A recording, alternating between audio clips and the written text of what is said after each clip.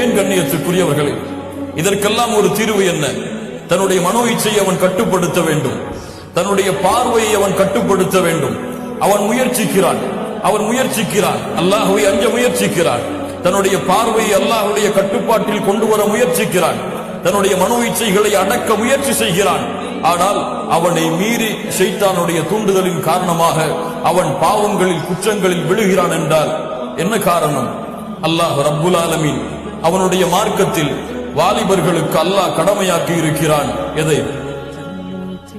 நோன்பையா? திருமணத்தை அல்லாஹ் ரப்புல் ஆலமீன் கடமையாக்கி இருக்கிறான். அல்லாஹ் ரப்புல் ஆலமீன் கூறுகிறான், ஃபன்கிஹு மா தாப லகும் மினன் நிசா. அல்லாஹ் ஆண்களை பார்த்து நேரடியாக பேசுகிறான். ஆணுடைய தந்தையிடத்திலே அல்லாஹ் பேசவில்லை, ஆணுடைய தாயிடத்திலே அல்லாஹ் பேசவில்லை. ஃபன்கிஹு மா தாப லகும் மினன் நிசா. உங்களுடைய உள்ளம் எந்த பெண்களை விரும்புகிறதோ அந்த பெண்களை நீங்கள் திருமணம் முடித்துக் கொள்ளுங்கள்.